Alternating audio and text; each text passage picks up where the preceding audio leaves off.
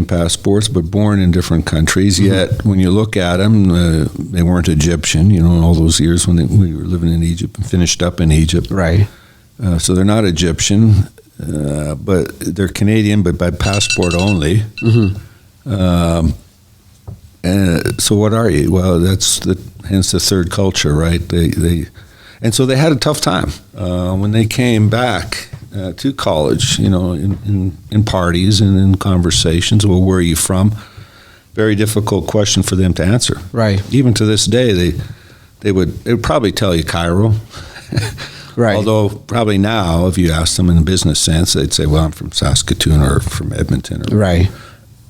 But at the time, it was a very difficult question for them to answer. And they struggled, kind of fitting in. It gives you a sense of what anybody new to the country is facing.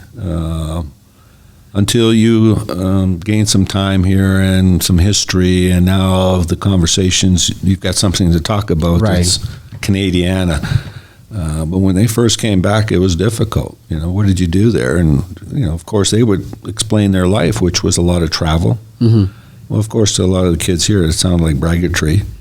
Oh, absolutely. In which it wasn't. I mean, it's just simply, I was given no choice. We lived and worked abroad, and if I wanted to participate in scholastic sports through the school and travel, well, that meant to, through the Middle East to Greece to Dubai to Abu Dhabi, Qatar, right. Or up into Europe. I mean, that's just the way it was, But again, for the local kids here who maybe came from small town Alberta or small town Saskatchewan, this sounds like something right out of this world, right?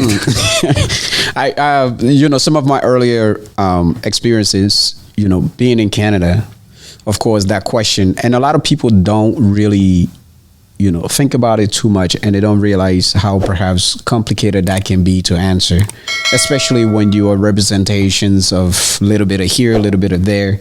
In Africa, you just don't come from here. You come from, like, literally, you're coming from this neighborhood, that neighborhood, because now you're speaking all these languages. You may have been born to a parent that maybe speak two languages, or most of the time it's impossible because they also know other languages as well. So this is just a thing. So when people ask that question, where you're from, it's really a tough one, because now I want to say, well, I grew up in Newfoundland, then it's like you were here, then you were there, then you were there, you were there. How do you, where are you from?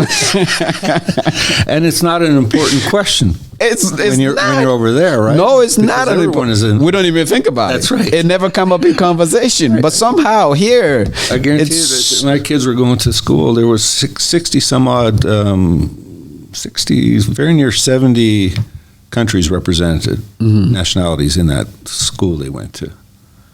Well, that's a heck of a mix, right? And so it Canada, American, or British, but it really wasn't part of their commerce. It didn't matter to them. Right? No. What was more important is, what are we doing today? What are we going doing? to have some fun. Let's Absolutely. go do something. What are we doing? How do I do this problem in school? Or hey, we got a ball game tomorrow. Let's go to practice. It didn't matter. Yeah, somehow it is here.